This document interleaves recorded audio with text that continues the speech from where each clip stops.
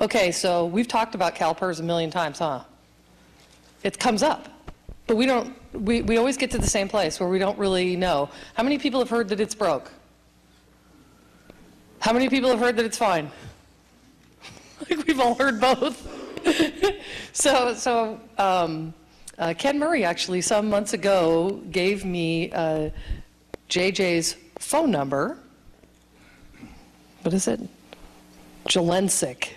I had to look at it again. It's CIC at the end. It kind of catches me.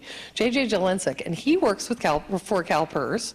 And so he had said, well, why don't you have him come up and speak? And I thought, well, there you go. But you had a big thing to do 2 weeks ago and couldn't make it before the election, so we thought, well, so what if the election's over? Let's find out what the deal is with CalPers. So you're on the focus now. You're going to tell us one way or the other what's what. Oh, and you already have your microphone. Yeah, they gave me this handy dandy microphone. So sorry, I'm not doing a better intro, but we've just emailed each other. I don't know a whole lot more, so you'll have to tell them what you do. Okay. All that stuff. I'm JJ Jelensic. I got the name right. And yeah, she got the name right. The JJ is short for Joseph John Jelensic Jr., which might tell you why I use JJ. But I should tell you, I don't use JJ at home. I'm the oldest of 7 boys, and the other 6 are J. Jeffrey, James Jordan, Jerry Jerome, Jack Justin, Jed Jarvis, and Judd Jason. I came out JJ because I was junior. When my mom was pregnant the second time, they said, well, we named the last one after your husband, you ought to name this one after yourself. And she said, well, if it's a boy, I can't call it Clara. That was before the Johnny Cash song, obviously. But at work, they called her Mrs. J. So they picked J. Jelensic, or J. Jeffrey, just because they liked the way it sounded, and Jelensic kind of came with it. And then one of the neighbors said, well, that's kind of cute. You're going to keep it up? And they said, sure. Or actually, the first reaction was, well, keep what up? And they pointed out the JJ, and they said, well, yeah, that is kind of cute. I don't think they were planning on having 7 boys when they made that decision. I work at PERS. I have since 1986 in the investment office. I'm also on the board. I started in January, in that large position. So if you hang around PERS long enough, you learn a little bit by osmosis. So I'm going to tell you a little bit about PERS, sort of how it works. We'll talk a little bit about some of the formulas, what the benefits are, the importance of the discount rate. And if I am the perfect speaker and it's the perfect world, by the time we get done, you're all convinced that public pensions are not that high and that, quite frankly, everybody ought to have a defined benefit. Now, I think the odds on that happening are about as high as the odds on people in San Francisco electing a Republican, or people in Orange County electing somebody from the Peace and Freedom Party. So what I'm kind of hoping we wind up with is a better understanding of what PERS actually is, how it works, how it operates, what its status is. And as we go forward with the discussion on pensions, it's a more informed, fact-based discussion. I understand that you've had a few people come and talk to you, and the one thing they agree on is that the other guy's lying. So I'm going to try and describe the system a little bit. I'm going to try to point out where the areas of controversy are. And I really hope that by the end of this, we have a dialogue, and we at least, whether we agree or not, we at least understand what the definitions are. Most people don't realize that PERS is actually a little over 2,000 separate pension plans. Each of the employers have their own pension plan. We administer them, as Tony Oliver of the board has said, we don't make the promises, we just keep them. The benefits are actually defined by the employer, and then we try and figure out how to make it work. The average PERS pension benefit is $2,188. The average retiree has 19.6 years of service. You know, 24 grand a year in California is not, you know, all that high. And I'll tell you what, if you live in the Bay Area, it's even worse. School employees have an average pension of $11.92, 16.8 years of service. And the school employees that are in PERS are not the teachers. They're all the it's the janitors, the cooks, and the bus drivers. And part of the reason they have lower pensions is that many of them work 9 months out of the year. And so they don't earn credits as fast. So that's part of the, and you know, they typically are lower paid. The state, the average pension is just under $2,500, 23.1 years of service. A month, I'm sorry. Yeah, and the 2188 was a month. All those numbers were a month. 78% of all pensions paid out of the PERS system are below $36,000 a year. You know, we all hear about the $100,000 club. It's about 1% of the PERS population. There was a question back there. Yeah, is that amount after health insurance?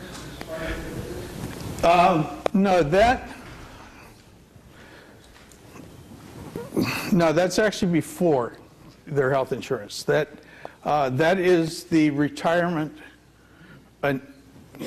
warrant. The health insurance issue is really kind of all over the lot. The state is probably the most generous. It pays 100% of the average of the 4 largest health plans for the employee and 90% for the dependents. Some of the schools are actually on the low end. Some of them are a flat dollar amount. Some pay nothing towards post-retirement medical.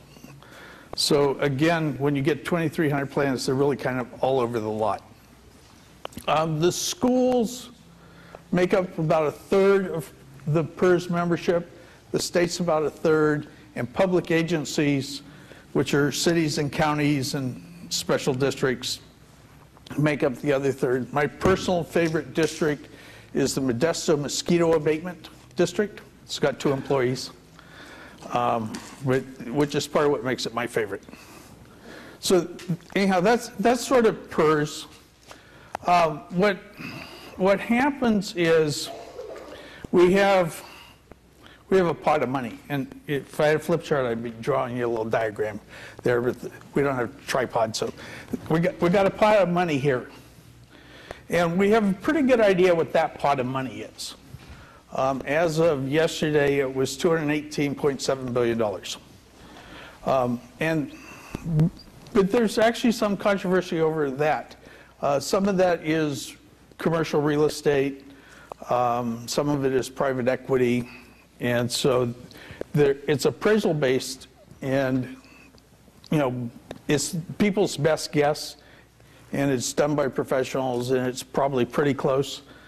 On, you know, if you think about your house, if an appraiser comes and appraises it, he may be a little over, he may be a little under, but hopefully he's pretty close.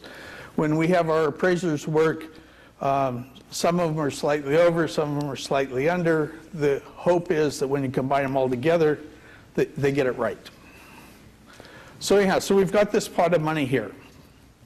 We've got these future benefits that we owe. And that's also another area of controversy. We have some very bright people working for us. They're called actuaries. Actuaries have been described as accountants without the personality, which tells you something about actuaries. And I really got the chief actuary really annoyed with me. If we weren't in church, I'd describe it a little differently, but annoyed. Because I said the one thing we know for sure about the actuary is they're wrong. We hope that they're reasonably close, but they are making guesses. And if any of your kids are really good in math, encourage them to be actuaries. State actuaries don't make that much, but you know, they top out at about 100 grand, but it's an industry where the average wage is about $350,000 a year. The nice thing about an actuary is everybody knows the actuary is wrong. The other nice thing is they get to keep making new guesses, and it takes 30 years to find out how wrong they were, by which time they've made 20 more guesses and you forget about the first one. But they have to estimate what the earnings on the fund is going to be over a long period of time. They have to estimate how long people are going to work for the employer, how long they're going to live after they retire. They have to estimate what their final compensation is going to be.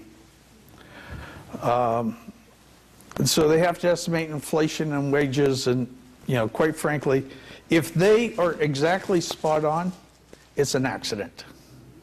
But we hope that, you know, they overestimate some things, they underestimate other things. They make guesses often enough that we can at least use their numbers. And it's really kind of the law of large numbers. If I look at 1,000,003 people, which is what we have in PERS, on average, their life expectancy is going to be the life expectancy of the population of a whole. If you give me 2 people and say how long are they going to live, I will give you a swag. Scientific wild ass guess. But for a large group, you know, they can get it about right. So what we have to do is we take this pot of money and we grow it to these benefits. And the way that this thing moves is from here to here, we put more money into the system. Part of it comes from earnings on the fund. Some of it comes from employee contributions, and some of it comes from employer contributions.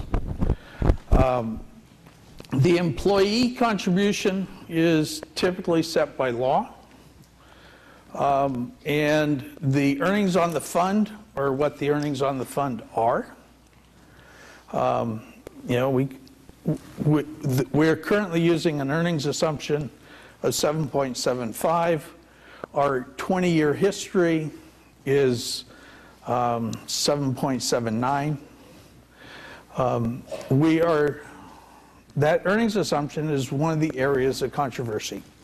Part of what people are hammering at is that, well, you're not going to be able to earn 7.75% on the portfolio going forward. My guess is, quite frankly, if you look at the next 2-3 years, I don't think you will see those kind of earnings. But you don't run a pension fund for 2 or 3 years, you run it for 30, 40, 50 years. I mean, there are people who are starting with public agencies today that we will be paying pension benefits on 80 years from now. I think for the long run, I think that, quite frankly, 7.75 is probably a reasonable number. You know, for the last year, people have been telling us we can't do more than 4. For the fiscal year ending in July, we did the impossible.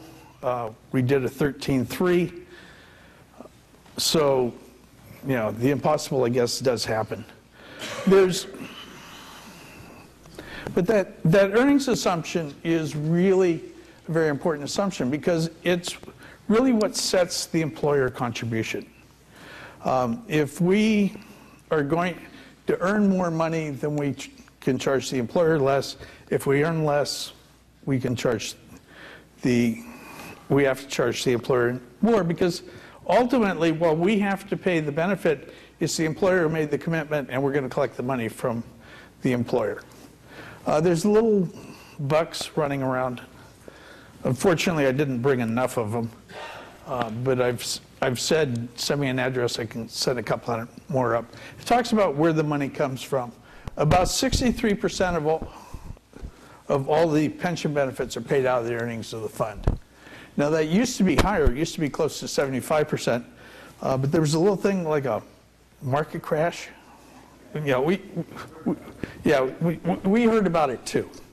The truth of the matter is, PERS is so large that we are going to track the markets. So when we had the dot-com boom and the markets were going crazy, our portfolio went crazy. When we had the real estate bubble pop, our performance went down. So the real issue, and probably the most important investment decision the board makes, is the asset allocation. We're going to track the markets. So the real question is, what market do we track? How much do we put into real estate versus bonds versus stocks? In the real estate world, how much do we put into apartments versus shopping centers versus office malls versus apartment buildings? Because that really is what's going to drive our return. Back to the discount rate. The employers want us to take less risk and assume higher returns. Because if we assume higher returns, then their contributions are less. The people who are opposed to defined benefit plans actually want us to assume really low benefits, or low earnings, because that inflates the cost, and then they can say, see how expensive it is. To give you an example of how important this is, I'm going to make up a very simple case. I'm going to assume away all the real difficulties, and I'm going to assume nice round numbers because it helps my math. We've got an employee making $100,000 a year. He is in a safety plan that's paying 3%. So this year, 3% of his $100,000 is $3,000, so he's going to earn $3,000 a year going forward. To make my math even easier, he's going to retire at the end of next year, so I don't have to worry about the compounding. And in addition to which, he's going to live exactly 20 years, not 20 years, 2 days, but 20 years. So I now have a defined amount of money that this person is going to get for a defined period of time. 20 times 3 is 60,000. So you can see why I like nice round numbers. If I assume 0 earnings, then I need to collect $60,000 to pay that benefit over the 20 years of the guy's life. Because I'm going to get the money in, I'm going to shell it out $3,000 a year. I'm not making any money on it. It's 60 grand that I have to collect. And this thing pulls my belt down. My gut probably helps too, but now I'm going to make it, same guy. Except this, now I'm going to assume that I'm really, really smart, and I'm going to make 100% a year on the money. And I will tell you, if I could actually do that, I would not be working for the state.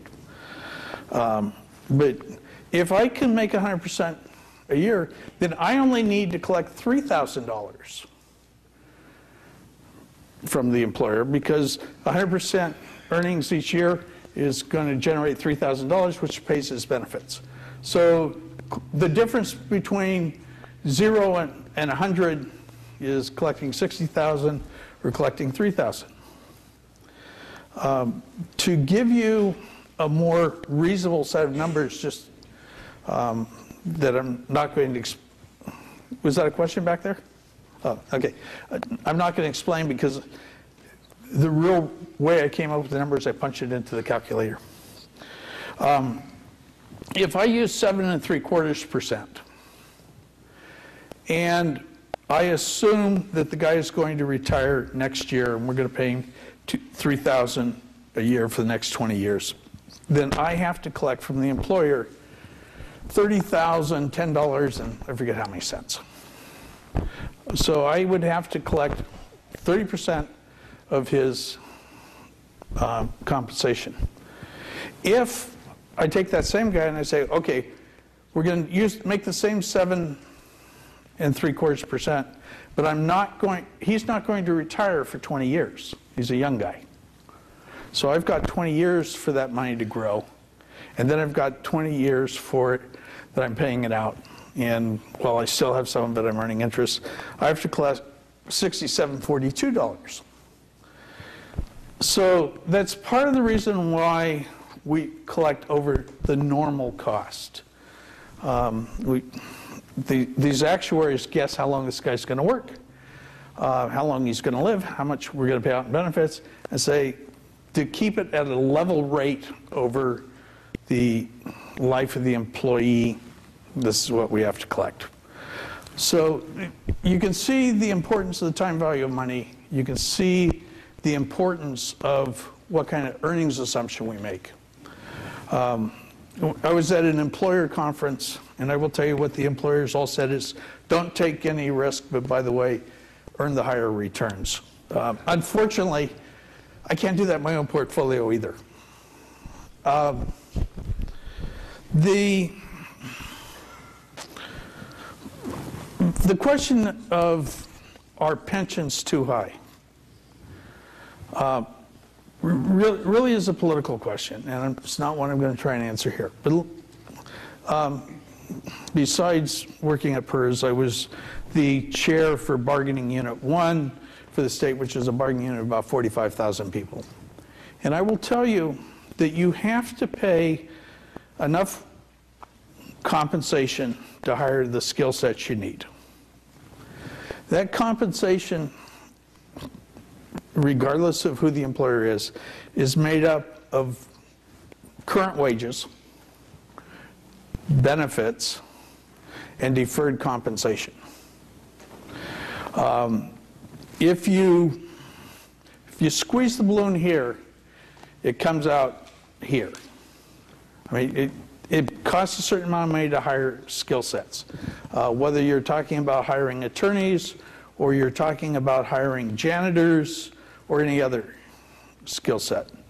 And so one of the things that, particularly with public agencies, cities and counties have to figure out is, do I pay more current wages and less deferred wages, or do I pay more or less current wages and more deferred wages?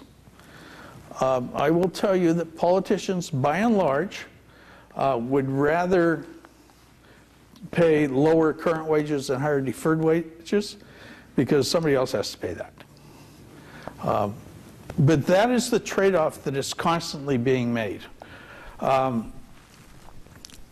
other thing that I should probably tell you is PERS has got 13 different formulas that we make available to folks. And it, for the state miscellaneous, and miscellaneous employees are they're all the people that work in offices. It's the short version. They're the non-safety people. We offer, the lowest one is 1.25% at age 65. The highest is 2% at 55.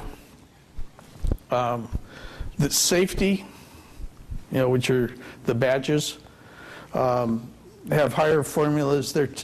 They range, in fact, from 2 at 50 to, I guess, 2 at 55.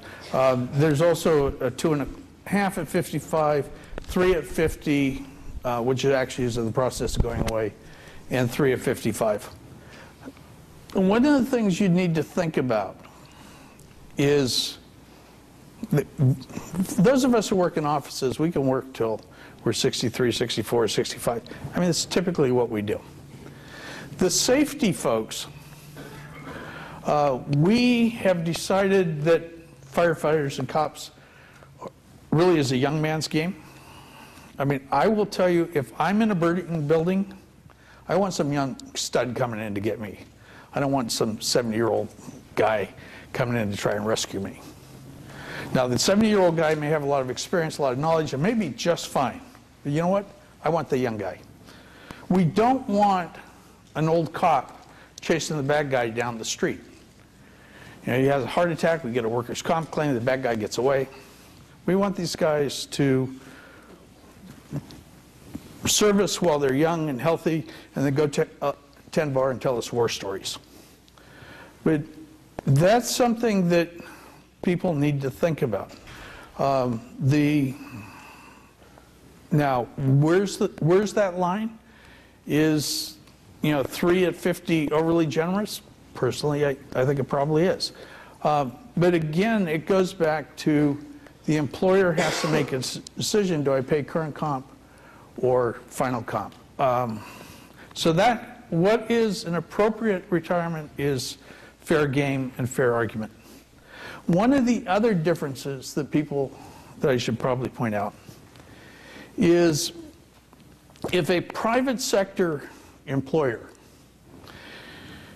gets rid of a pension plan, and most of them in fact have, and their retirees ultimately go into poverty, the state, the government, is going to wind up picking them up, providing minimal life standards, health care.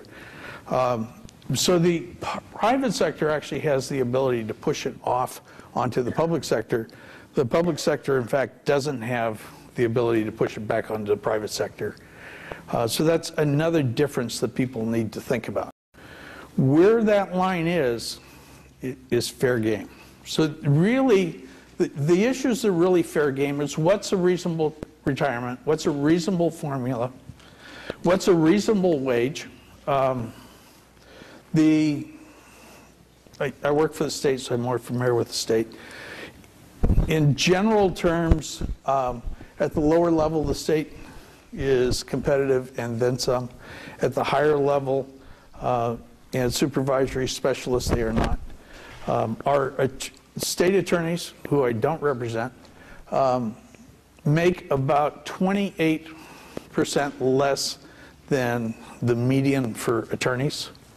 On the other hand, there was a time when you could make, as a janitor, you could support a family.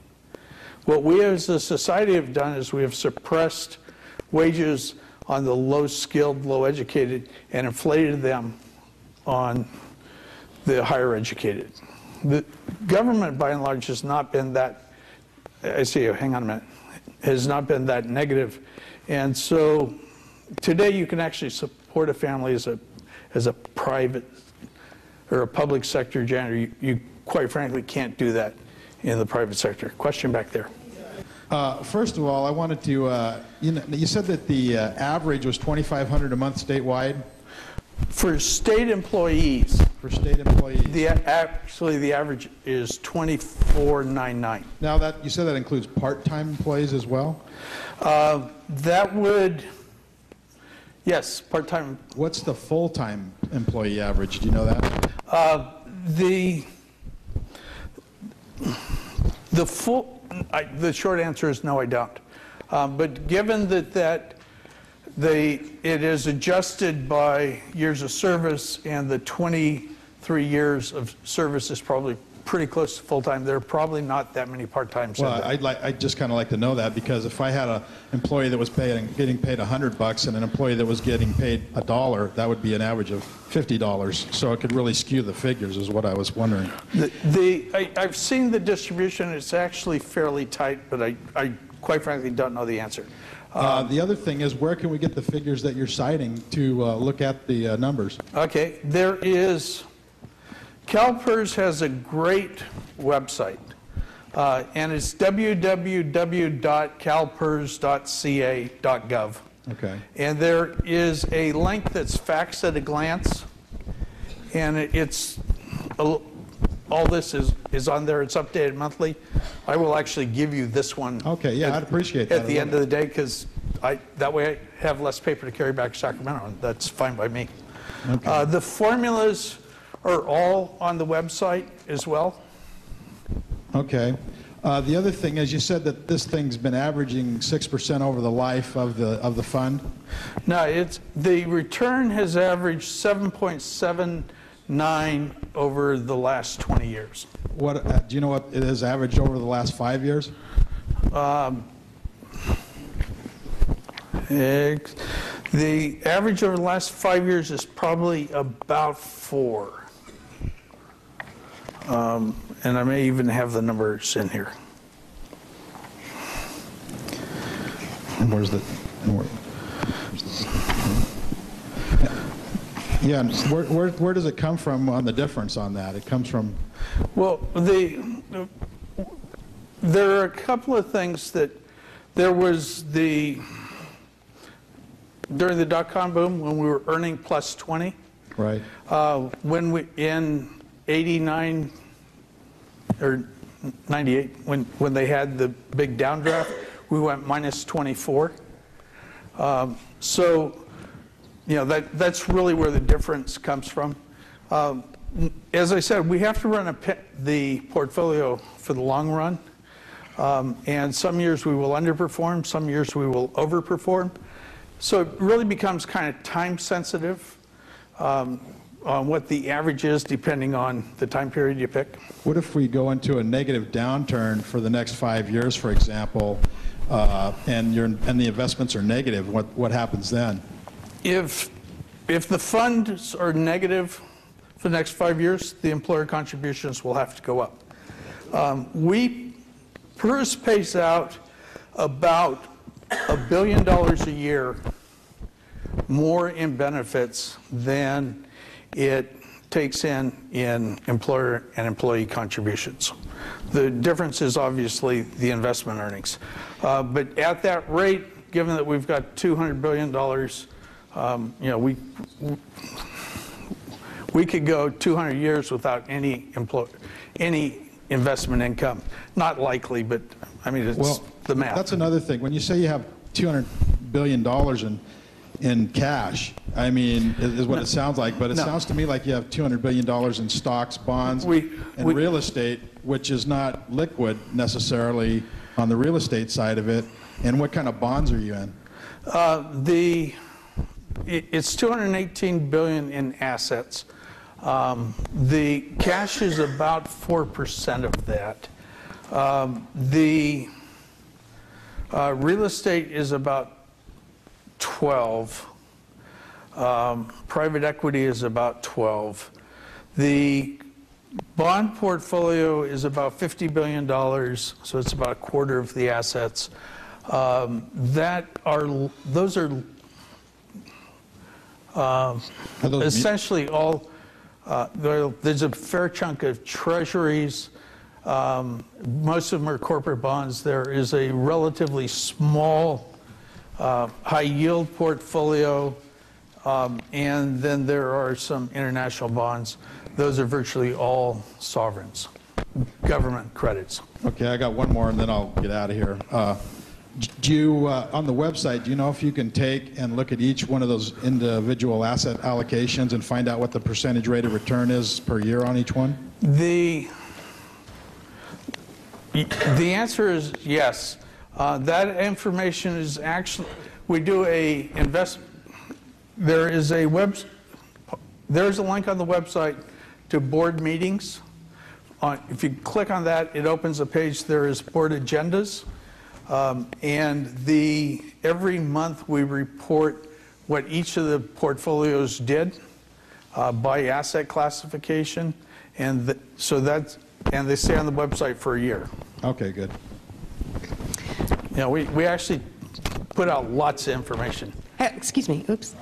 Oh, Thanks. Good evening. hi. So In a nutshell, the public employees who start to receive their pension have a guaranteed pension amount, regardless of what the market does, correct? It is a defined benefit plan, yes. So It's based on your age, your final compensation, and but once they subtracted. retire and start receiving their pension, it's guaranteed. So Correct. if the market goes in the tank, like you mentioned, the employer will make up the difference. And I think it's really important that we make it really clear that the employer is us. Yes. Okay, somebody had to Okay. say that. Okay. Okay, and then I have one other Well, question. I have one other but question. Wait a minute, let me also be fair. If we go into another stock boom, the employer is the beneficiary. When How is that? Taxpayers will get a refund? the employer contribution goes down. One of the things that you will hear consistently is that over the last 11 years, the state's contribution went from $154 million to $3 billion. It's a 3,000% increase. The reason they always pick that 11-year period is that for miscellaneous employees, which is the 2/3 of the state workforce that works in building or in office buildings, the state's contribution was zero because it was funded to the point where we didn't need to collect it. So, they actually had about a 2-year period where the state made no contribution. So would it have been better to make contributions consistently and have that in a savings account for the rough times? I will tell you, the board will, hindsight being 20/20 vision, the board will tell you, yes, they really screwed up. They should have. And can I ask one quick question so someone else can talk? Having been a prior union representative, am I correct? If California does go bankrupt, and we all know that that's a very real possibility, are union contracts null and void in bankruptcy court? Like most court issues, it's not a clear thing. The state, as such, cannot go bankrupt. There's no provision in the bankruptcy code to allow the state to go bankrupt.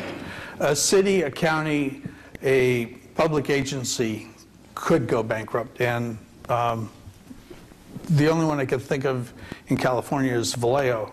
The courts repudiated the labor contracts, and so there were significant cuts there. But it takes a court order, and if you know anything about courts, the only thing that's sure about courts is they're not sure. They're sort of like actuaries. Good Yes. evening. I think you said PERS represents, was it 2,000 different entities? It's a little over.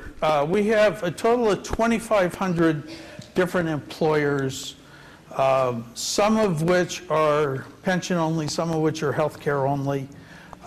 We run, I think the number is 2,023 separate pension plans within it. Understanding that, how does Reading fit into this whole thing? Why do we have to follow whatever the rules are, or whoever put together whatever we belong to? Can you explain that to us? At some point, the city of Reading decided they wanted to offer plans through PERS.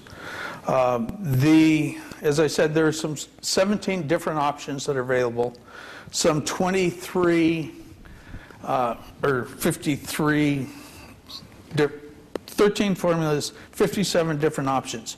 But I knew that question was coming up because I'm not dumb. So I had also had seen the article in the newspaper. And so I asked our chief actuary to check it out for me. The safety plan, which is your police officers and firefighters, the contribution rate is 30.229%. And part of that is that in the negotiations, the employer, the city, said we will make the employee contribution which is 9%. Now, I wasn't there, so I can't tell you why, but I'm willing to bet you a buck that what happened is they said, in the negotiations, they said, rather than give you a pay increase, we'll pick it up. Exactly. You know, it's the old balloon thing. You squeeze it here, it comes out here. So that's part of what it is. For miscellaneous employees, despite what the paper said, you are not, in fact, the highest. However, in addition to the PERS retirement, Reading also offers some supplemental benefits by an outside provider, PARS. I don't know who PARS is. But so the actuary made the guess that in order to get to that number, you had to add PERS plus the PARS. I believe PARS has got something to do with healthcare, but I'm not absolutely sure. Right. Then, can I ask? Okay, one other thing that I should give you is that of the various options, how you handle sick leave, whether you have 1-year final comp versus 3-year final comp, whether you have a survivor benefit, Reading actually is the only one in that little group that was compared that offers all 10 of those options. Okay. Well, So, then what we can... And what I'll do is I'll give you this at the end so you've got the details. Okay. So how this comes about is through union negotiations. Is that what I would understand? That perhaps the safety people's unions and the miscellaneous people's unions came to the city at one time, long time ago probably, and said, we're organized and we want to be part of PERS. And then they sat down and figured out which one of those options that that the city would agree to. Is that kind of the scenario? I wasn't there at the time, but I will be shocked if the scenario is otherwise. I mean, quite frankly, it becomes part of the negotiations, and there are typically trade-offs between wages and benefits. Okay. So my understanding then is that in order to change these contribution levels, we would have to go into union negotiations, and the unions would have to agree to some other contribution program than the current one we're on. Correct. Okay, thank you. Yeah, and I will tell you that the state unions have recently made some concessions, and there are concessions being made around the state's negotiations. The unions and public employees are not stupid. I mean, they can tell when times are tough. Good evening, sir. I spent 30 years in federal public service, and I think a better way to look at the cost to the taxpayers, by the way, I'm now in private industry myself, instead of in percentages paid, it's better to look at the total percentage. It cost me roughly double the cost of the employee by the time you paid all of his benefits and the salary. At the time of retirement, that ranged from 38% to about 68 or 70%, depending on the length of service that you have that permanent commitment for. And I began to realize when I got into private industry myself that the public is better served by having as many people as possible on contract rather than state, federal, and county employees. It's a benefit to the taxpayer in the end because there is no long-term obligation. That's pretty much all I had to point out. Okay, and there are things that it makes sense to contract out, and there are things that it doesn't make sense to contract out. And one of the issues you need to do is you need to look at that on a case-by-case basis. Generally speaking, if it is a highly specialized skill or it is a short-term project, it actually makes a lot of sense to contract it out. If it's an ongoing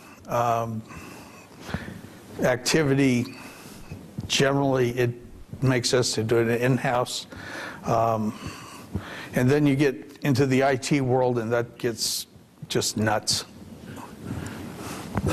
Good evening. It's really interesting since a lot of my neighbors and my friends are police or safety, fire, and No, swallow it. It's on. It's on. You need to talk into it. That's better. so, you know, you said that there's this line that you didn't know where it was really at. I look around this room and I look at myself. I've worked for several large corporations. I've done architecture, electrical engineering, and when I looked at the benefits that we were negotiating, they were nothing compared to what they get on a safety end of it. We were going to get, on my last negotiation, I think we were going to get $32 for every year that you worked, and that was one of the most highly profitable businesses in the country. The issue, you know, about here, you know, I know you're not responsible for the negotiations or anything, but what we need to do, we need to look, because when there's tax dollars out, when the investments are good, obviously there's not much of a problem. Pretty much everybody knows that we're at the bottom of the barrel financially, and you know, the cities, I don't live in the city, but I've been following what they've been saying, and you know, before I do that, you're talking about 3%, or when I talk to these guys, they're talking about the percentages they get of their highest annual wage. And so my guy across the street just retired at 92 or 93% of his wages. And I don't understand that. That's way out of line for if you took a national average of private industry, you know, where people have to make a profit to try to pay you a small amount of money, you know, where tax dollars have been supplying these guys as money, and things have been pretty good, so they've been getting big chunks. But I don't know how the city can pay a guy 93%. I don't know where that money comes from. That's why I came tonight. You know, I mean, how do you hire a guy and then paying all these guys almost their... In city, right, current contribution for safety is 30% of payroll goes in. So if you put in 30% of payroll over the guy's 20 or 30-year career, you got quite a bit of money to pay the benefits, and that's where it comes from. I will tell you that before I was an investment officer, I was a garbage man. Actually I got fired as a garbage man.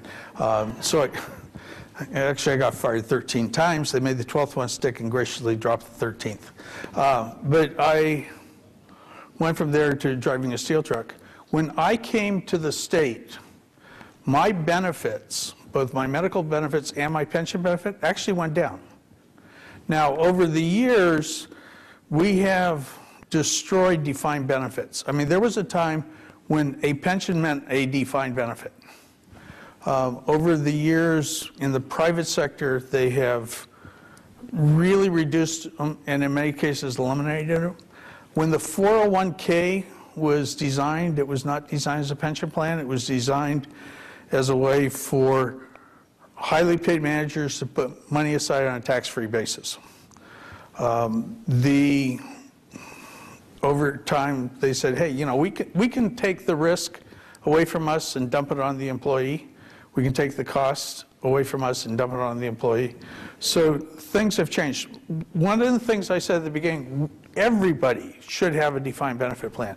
We should have people have a secure retirement when they retire. If you've put in a career with an employer, you ought to be able to have a secure benefit going forward. Right now there are essentially two groups that actually have still hung on to the defined benefit plan. Public employees and America's CEOs. You know, do you guys get the Sacramento Bee up here? Sacramento Bee has never said anything good about a public defined benefit plan. Of course, I've never seen the Sacramento Bee report that Pruitt, who's their executive officer, has a defined benefit plan that pays him $2 million a year when he retires. But life has changed, and we do need, but I think we need to be pushing back so that every working person has a secure retirement. Unfortunately, it seems only the government people have that. But I do want to ask one other question. Somebody that I was talking to the other day that participates in PERS said that you have a program set up for disability just like Social Security. It's almost a complete parallel. Is that right?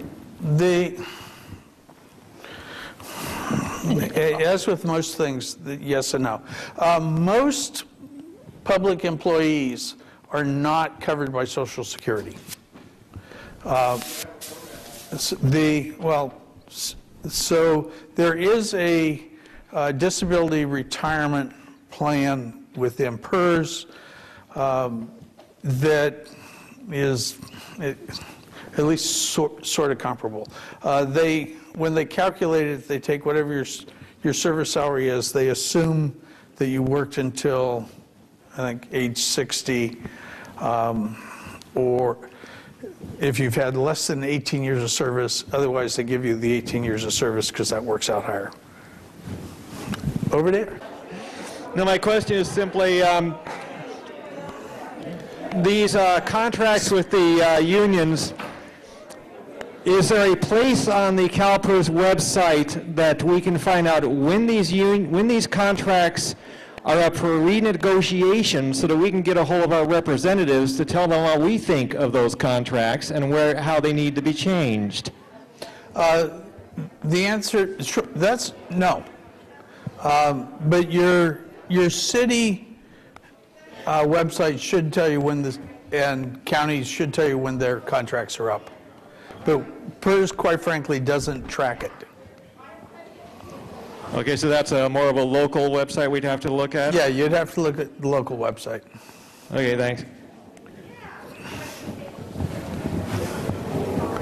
I guess you're up. No. You got the meat switch set? Is there a little... How about now? There we go. Okay. Okay. I just ran for city council, and I lost by just a couple votes. But anyway... I've been there. You know what? Winning is a lot better. Yeah, I know. Anyway, I don't know if it came out from a candidate or if it came out in the newspaper, but it was said that because of the recession we're having right now, the CalPers is going to have to go up the payments that is made by the city and so forth. Is that true? The short answer is yes. Part of what happened is we went through a big market downturn. And so we have taken the losses that we suffered during that year and a half, and we have identified them in a specific pot, and we'll amortize them into the rates over the next 30 years. What happens if it keeps going down, though, the economy?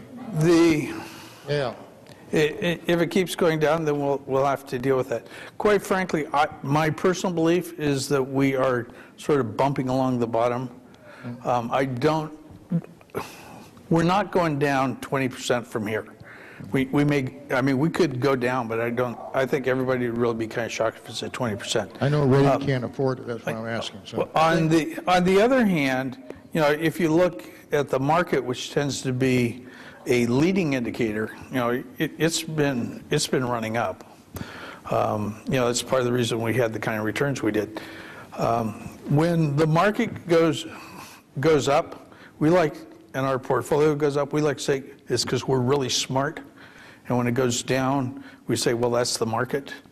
But the reality is we are so big, we can play at the margins, but we can't be significantly different than the market. Any idea about how much it's going to go up as far as cost goes? Because our city right now has $1 million in the hole. There is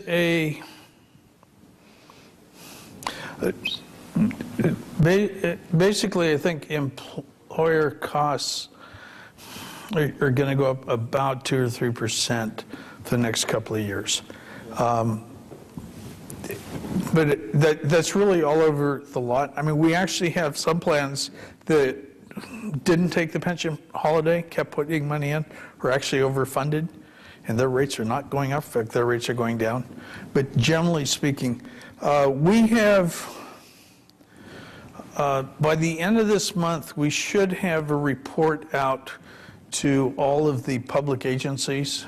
And what we have attempted to do is forecast where we think the rating's going to go over the next couple of years. You should be able to get that from City Hall. Okay, thanks. Yes. Good evening, and thank you again for coming and talking to us. I just hope that people at least understand it a little better. I mean, that was certainly my goal. hope so. That's why we get to ask a few questions.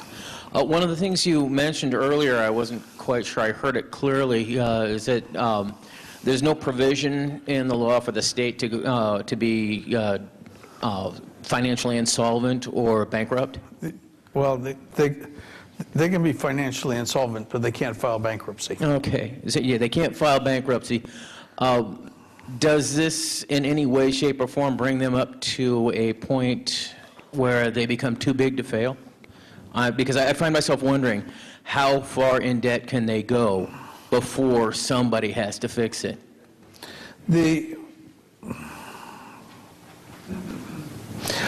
My guess is that the federal government would not allow a state to actually stop functioning. Think about it. If the state of California stops functioning, that means that we open all the prison doors and let everybody out. I don't think anybody wants that, and I suspect that you would see the feds step in and deal with it. The other thing that happens is the states, in California in particular, but the states generally, borrow, and at some point what happens is you can't borrow. People won't lend you money, and that tends to get your attention. So I really think it is the investors that make loans and buy municipal bonds that ultimately will enforce the limitation on the state cities. So yeah, that's what my crystal ball says. And as one of my college professors once said, forecasting is difficult, especially of the future. Okay. Thank you for being here. You're most Mine welcome. is more of a statement to support you, because the biggest problem we have is the press getting involved in this when they don't know what they're talking about. I've sat on both sides of the table in negotiations, and the people negotiating from either side, but they're getting on the city for paying and you've already said it once, during negotiations they would rather take the pension payment without paying taxes on it. And people don't understand that. But one of the things each of you, I'm up here so you carry this to the people who are negotiating. One of the first things you learn when somebody asks for something, you project it 1, 2, 5, 25, 50 years and see what it's really going to cost you and can you afford it. And that's the problem we're in now. People are negotiating that don't understand what they're doing. It goes back to my balloon analogy. You can, you squeeze it here, it comes out there. I think it's my turn. I'm sorry, you're right. Do you have survivor benefit programs in these PERS programs and particularly does California have that, where the wife, if the husband is the beneficiary and he deceases, the wife through a survivor benefit program continues to some portion of that pension that he was drawing? That is one of the options that PERS offers. Most employers have taken it, although not all of them. But part of what happens is when I retire, I will name my wife as beneficiary. She's younger than I am. The actuaries will do the voodoo that they do to figure out what the present value of that is. My pension will get cut to fund that benefit. The actuarial value should be the same. Now, if if I die and my wife dies the following week, the system made out like a bandit. If I die and my wife lives to be 150, she makes out like a bandit. But on average, the reduction will pay for the extended benefit. Well, it's conceivable that you could have a young police officer that retired at 50, which 3%, 30 is what they keep talking, that's what we're on right now. He dies at 60 years old, and his wife could live to be 90, 95 years old, which then I think that would exceed the actuarial. Except that what happens is when that police officer retired, they looked at the age of his wife and said his wife should live this long, and that was calculated into the reduction. Now, if she lives longer, then she wins. If she lives shorter, then the state wins. But on average, it should be the same. So one of the phenomena of our society is that a lot of these gentlemen get into their late 50s and 60s, they get a divorce and they remarry some young lady a lot younger. That's a problem we have in Congress right now, and it certainly has been going on here in Reading also. Would those on the survivor benefit program, would the second wife get that survivor benefit, or would the first wife that was divorced? It is, as with most things, it's not a simple answer. Part of it depends on the property settlement in the divorce. Typically, they split the pension, but not necessarily. But typically, the first wife would get, assuming the ages are comparable, just to make it easy. I mean, typically the first wife would get half the pension, the husband would get half the pension. When he went to retire, if he, had his sweet young trophy wife, that would seriously knock down his pension because she is likely to live longer. Are you saying that somebody that retires on a pension of $100,000 a year, that through a divorce settlement they could split that pension and PERS would pay the divorced wife $50,000 a year and the pensioner $50,000 a year? If that's what the court's ordered, yes. Wow. Thank you. Yes. Thanks for coming. Somewhere without bankruptcy, the state could go into such a financial crisis that they have to make cuts. And if they were to cut their contributions, what would happen to the pension plans? The current pensioners.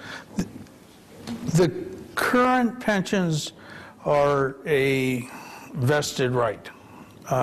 There's long court history on it. The state would not be able to walk away from its current pension obligations. And from a purely practical political point of view, old people vote, and the politicians aren't going to piss them off. But no, it's a vested right, it's an obligation of the state, and they would have to make that. We are going to have, this is not particularly pension related, but we really need a discussion about what kind of world we want to leave our kids and our grandkids. Once we have that and reach a conclusion, then we need to figure out what does it take to get there, and what does it take, and how do we finance it? Part of the problem is that we really haven't had that discussion. Everybody wants the highway patrol to keep unsafe drivers off the road. Agreed? How many of you have been pulled over for speeding and have at least thought, why don't you go after a real criminal? We want the advantages of regulation. We typically don't want the personal costs of it. But we really do need to figure out what kind of world do we want to leave our kids. My folks' generation built the university system, they built the state colleges, they built the waterway. My generation, unfortunately, said our highest value is don't raise my taxes. And we've allowed a lot of those support things to deteriorate. We all talk about how important education is going forward, and yet we continuously hack it at education. When I was president of the State Employees Association, the message I consistently took over to the legislature was figure out what it is we want to provide and are willing to pay for, and let's quit doing the other things. I don't know if you saw the LA Times poll, I don't know, last week. And generally it said everybody wants to balance the budget by cutting waste, fraud, and abuse, but nobody can really agree on what waste, fraud, and abuse is. In fact, people want, a majority of people actually want to put more money into education. You know, one of the things a lot of people don't realize about the state budget is only about 25% of the state budget is actually state programs. The rest is passed through to the cities and counties. So if you've got a budget deficit of 25% and don't want to cut it out of the cities and counties, you got a problem. One quick question. Is STRS similar to PERS? Is STRS similar to PERS? Yes, is the short answer. It covers only teachers, not the broader public employees. They have a single plan. The employee, in PERS, the employee contribution is typically 5 to 10%, and it varies from employer to employer. STRS, it is 8%. The benefits are similar. The disability benefits under STRS are a little better. The medical, post-retirement medical tends to be worse, but they're similar. Yes. Yeah, first question is are the benefits that the state employees receive in their retirement, are they tax-free? Like most things, it's not simple. For the most part, no. The only time they are tax-free is the safety folks who retire on disability. Then half of the benefit is free of state taxes. And that's the problem that we have with a lot of the safety people retiring on disability and taking advantage of these things. I will, you know, actually my favorite example of what I really feel is abusive is the former head of the Highway Patrol, Skip, I forget what his last name is, fell out of his chair 4 years earlier and then went out on disability retirement and got half of his pension, half free because he had a bad back. Yeah, that kind of sticks in my crawl too. I'm not to interrupt, but I'm a tax consultant. It's not just limited to half of the state tax. They get completely off on the federal taxes too, 100%. Okay.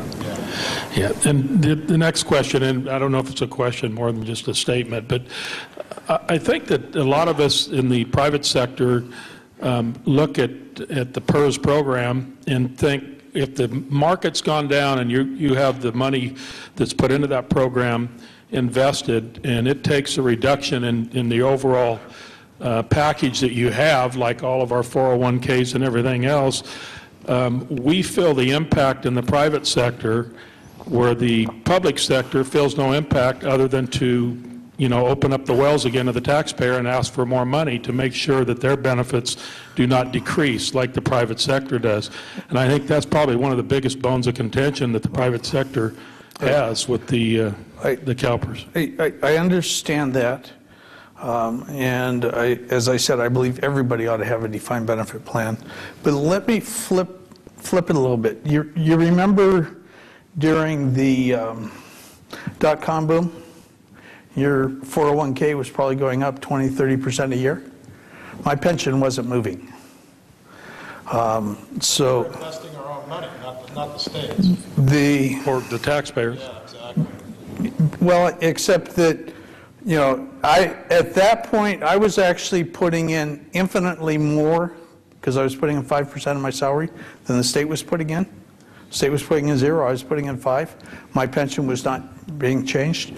I can remember some of my friends who now are very jealous of my defined benefit, at that point snickering and saying, "Oh, you fool, you should have a defined contribution like me." And so it really kind of depends where you are in your cycle. Now, having said that, I certainly understand why people would say, "I got screwed and you ought to get screwed too." I mean, it's human nature. No, I don't feel that that's particularly not what I'm saying. I'm just saying that the situation being is that when something goes down like that, you can't keep going to the well, which is the taxpayer, and saying we've got to protect ours by you giving us more. And when you talk about the world and leaving something good to our children and our grandchildren, if we were giving less to the government for where we could build these things for our children and grandchildren, it would be a much better world to leave them. Good evening. Okay, but let me, this year for miscellaneous employees, the state's contribution is 16.9%. 7980, it was 19.18. It was, I think the highest here is 8182 when it was 19.53. So even today, it's roughly 3% less than it was at that point. But I can also go and point to the years where it was 0, and it's 19% higher. So again, it tends to be very time specific. Yeah, I'd kind of like to finish up on what I talked about a little earlier. I spent better than half of my career in budget management, and I had all the way from light vehicles employees to heavy construction equipment. And what I ran into, and I was just like you, I was gung-ho, boy, I was going to make the federal government work, and I did. But the problem is that when you reach the point where 80% of the monies you collect are dedicated to salaries, vehicles, heavy equipment, you lose that flexibility. When you have lean years, you can't say, well, we won't let out this contract this year, we'll hold off for another year. You've got to pay those salaries and those operating costs. And I personally see the city of Redding and the state of California right on that limit, where I believe California is, its entitlements are about 80%, the city of Redding's around 71%. So when your infrastructures begin to fail, you have no place to turn because you're paying salaries. You can't go to the private operators and businessmen and say, well, we want to make up this difference with you because we don't have it. We can't raise our prices because the people we service can't afford it.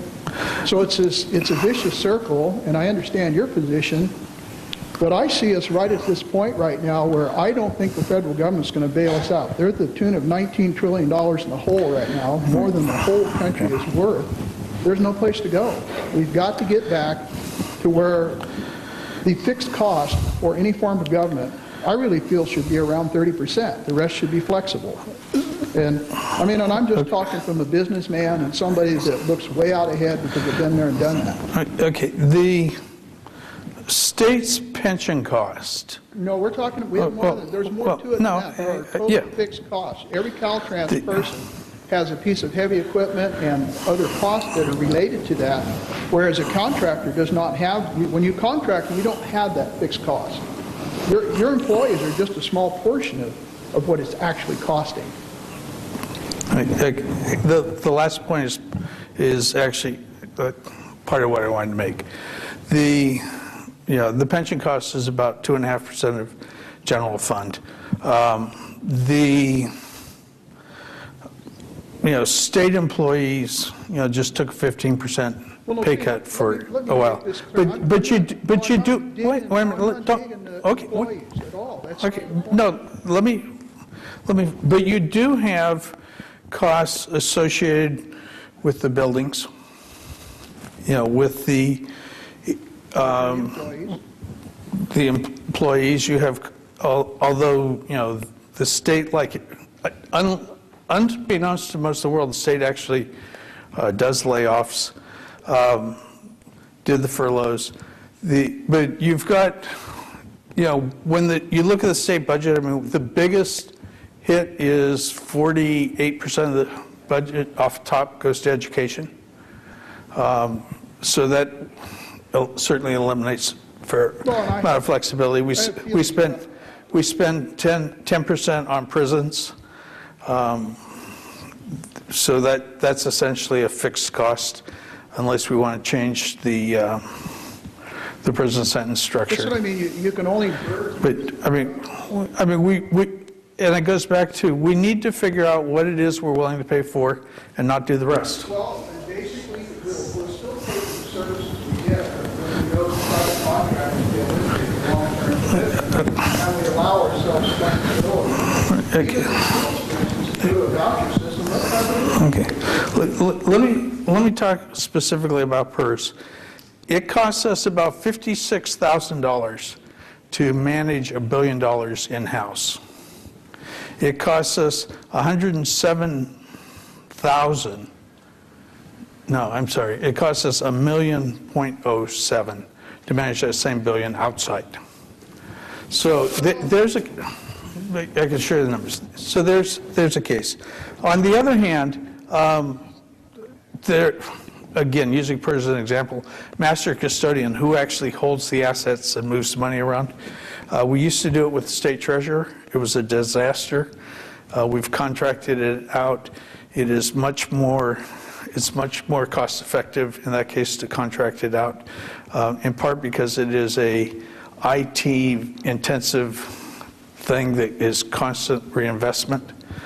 So there's a case where it makes sense to contract it out. Well, designing highways, there actually was a Proposition 35 a few years ago that mandated contracting out. There was a court case where it was proven that it is not cost effective to contract out the design of highways. Court said it doesn't make any difference, we're going to do it. And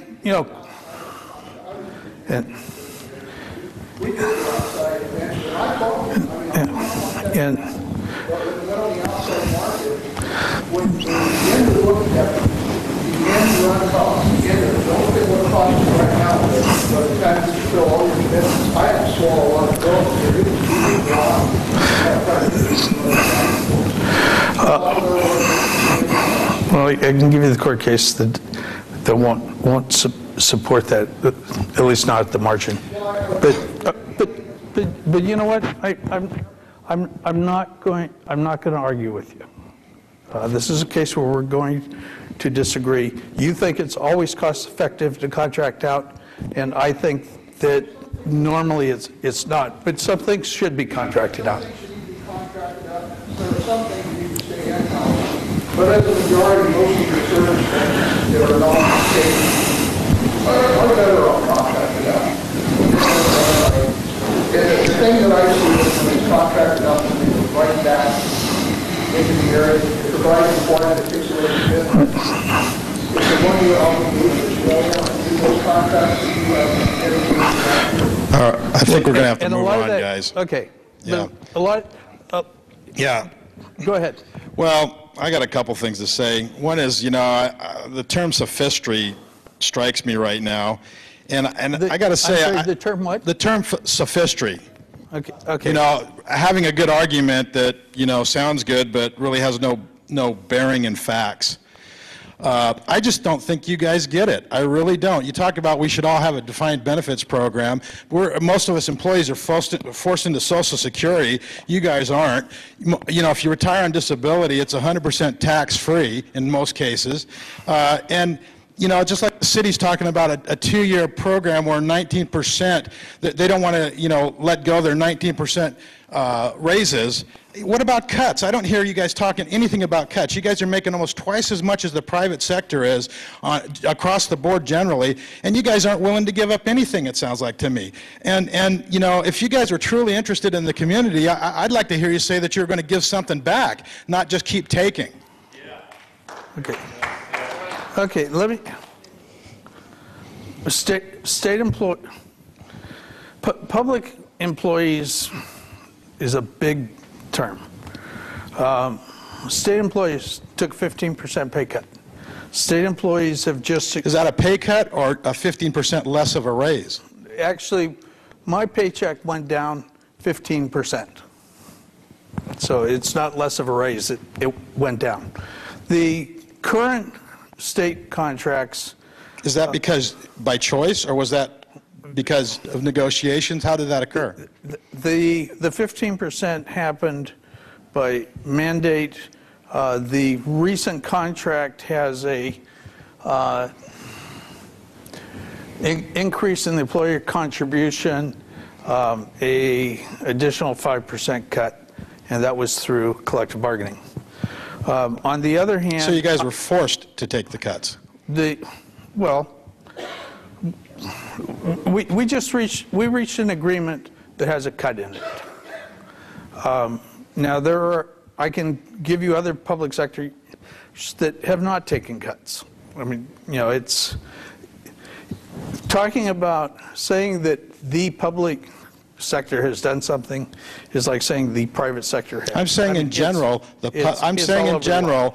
if you look at across the board at all the different types of professions, the federal, state, typically between salary and benefits, it's twice as much as the private sector is. You guys are going to have to come down into reality at some point, or you're going to cut your own throat, is what's happening here. Okay. I have yet to see a statistic that suggests it's twice the private sector. Okay. I'll be happy to give you one of my cards that has my email address. Paper so that I could look at it and go through I couldn't remember who had asked, who I'd promised it to. And I also promised somebody the thing about the Reading rates. Thank you, sir. Yeah. You got a card? Yeah.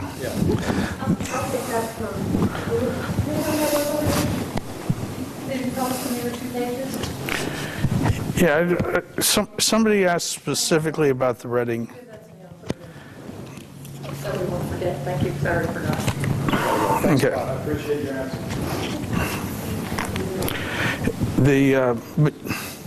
And again, it will vary. By and large, the more specialized, the more the underpaid, the lower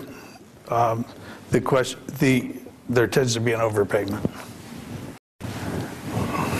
Well, I don't want to break up this good argument that's going on, but let me go back to a basic question. Could you give us a wide-ranging definition of defined benefit? What I mean is this thing going to go with cost of living inflations? Is it going to change as it goes, or do we know today exactly that employee Joe Doe, if you will, is going to draw $100,000 a year no matter what happens? The defined benefit says that there is a formula that determines what the pension is. The formula typically involves years of service, age, and final compensation. Final compensation is either 1 or 3 years. An example of a defined benefit that everyone is familiar with is Social Security.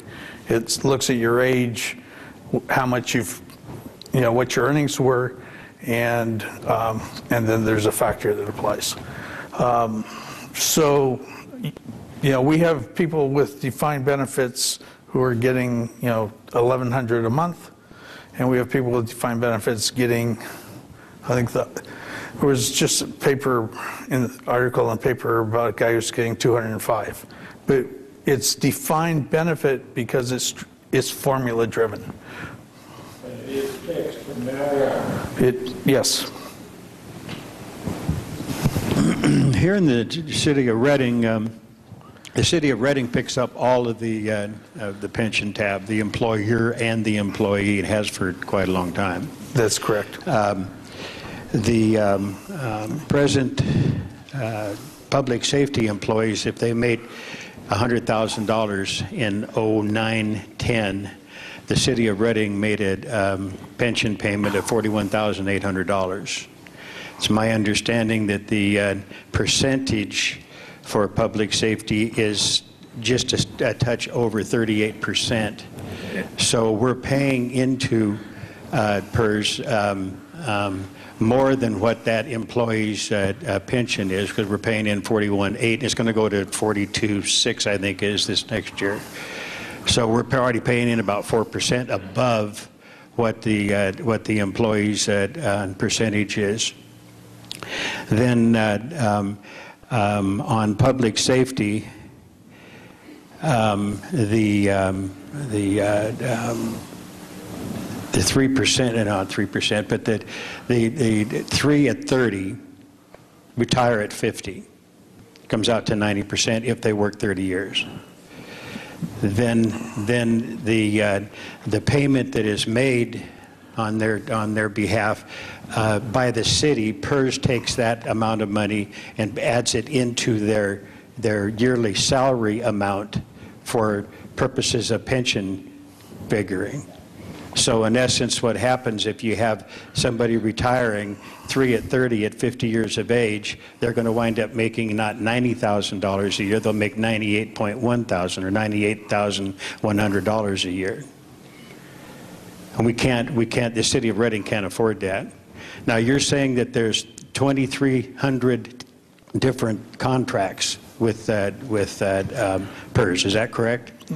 Yeah, well, I think there are 2023 different pension plans. We have 8 of those here in the city of Reading, and no, you would not have 8. We have 8 bargaining units. No, the only way in which you would have 8 of those 23 is if each of those 8 were all different. If 4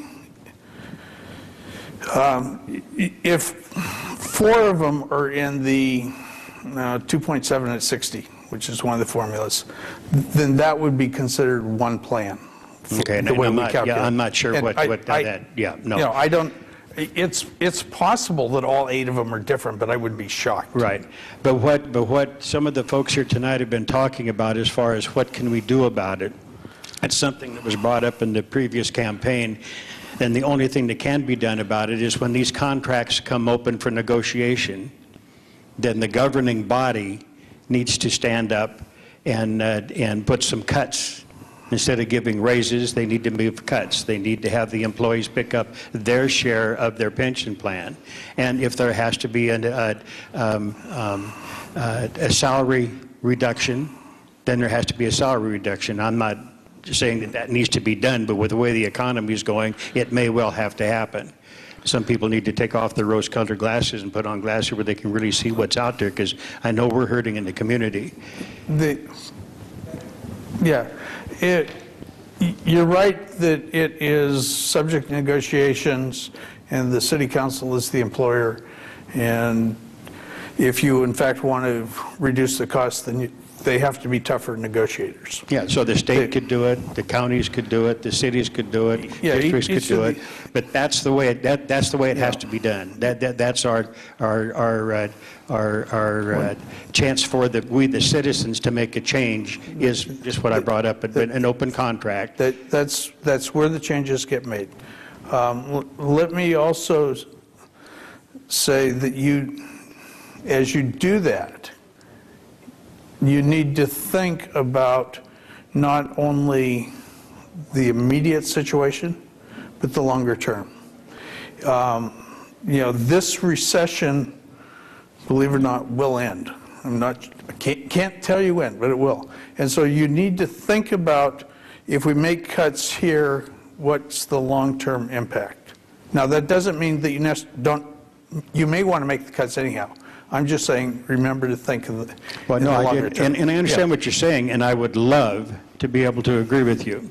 But when you come forward with two laws that we have in the state of California, one of them called AB 32 and the other one called SB 375, I think that the California is going to have a hard road to hoe to be able to work its way back out to where it was. I don't think we'll see 04, 5, 6, 7, let's see, 3, 4, 5, and 6 again anytime in the future. I know what 32 is. What was the other one you mentioned? SB 375. Which one was 375? 375 is sustainable development. Oh, It's going to be one heck of a problem. Okay. Does the state of California follow the exemption regulations under the Fair Labor Standards Act, where executive, administrative, outside sales, and professional exemptions are exempted from the overtime hours and from the minimum wage?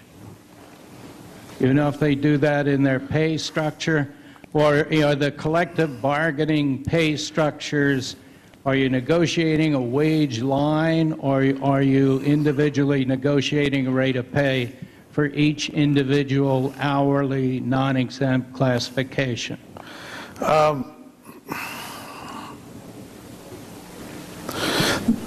The Fair Labor Standards Act and all the things that it covers and all the exemptions apply to the state.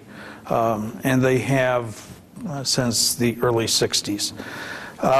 You pay overtime for those? Those classes that are covered by the standards and would normally get overtime, get overtime. I can't, believe it or not, there's some 6,000 classes in the state, and I don't know them all. But I know that for those that were in the bargaining unit that I was negotiating for, those that were not, that didn't earn overtime under the Fair Labor Standards Act also didn't earn overtime under the contract. The federal Having government, said that, I'm sure there's probably one exception. But federal government has 15 GS grades that goes from a male clerk to a director. If the state has 6,000 classifications, then is it not a fact that the rate of pay for individuals, it depends upon who you report to and how much money that individual earns? No, it really depends on the classification you're in. Are you using broad banding as a classification methodology? Broad banding is generally not used in the state. In the state. There have been some experiments with it. There are a few of the IT classes that have a broad band, but generally speaking, the answer is no. Yeah, thank you. In the paper, they listed everybody's salary, every position's salary in Reading. And the city manager salary is $200,000.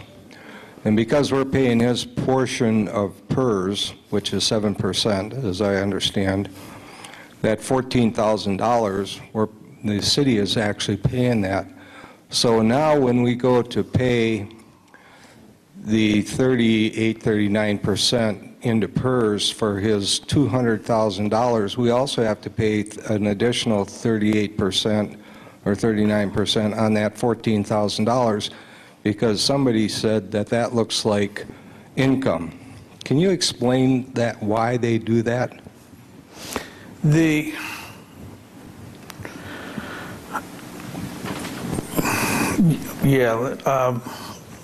let me back up.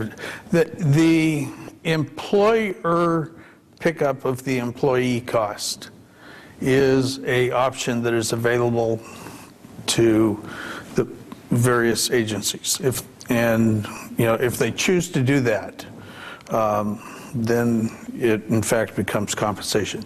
Because the theory is that when I negotiated the contract with the city manager, instead of giving him an extra 14 grand, I said, I'll pick up your PERS contribution. So it really is picked up in lieu of wages. And so that's the rationale behind it being treated as wages. But they get a pay raise every year in addition to us picking this up. But the theory is that $14,000 on that particular position is income, therefore we got to pay PERS 38, 39% on that $14,000 also. The percent isn't that high, but yes. Okay. Somebody's got my letter, so I can't tell you what the miscellaneous rate is. I just gave it to this gentleman back here. It's right in that ballpark, give or take a point. But the issue that I wanted to understand is why does $14,000 on that particular $200,000 position look like income? Well, it actually looks like income anytime the employer has said, we'll make the payment on your behalf. But we're making 38% on $200,000. You don't say that is income. No. But the extra 14, and I'm assuming that number is correct. At least it is. Well, it is. I understand. We have you in a Yeah. difficult position. Yeah. You've done outstanding. Thank you very much. But I will assume the 1,400 is the correct. 14,000 a year. 14,000 is the correct number. Well, part of what happened is in the negotiations, you said instead of paying you $254, I'll pay you $240 and pick up the 14 difference. My understanding, this happened many years ago, and that's my understanding. Well, many years ago, they said instead of paying you 100, we'll pay 100, and we'll pick up the 7, and it's inflated over the years. All right, thank you. You're welcome.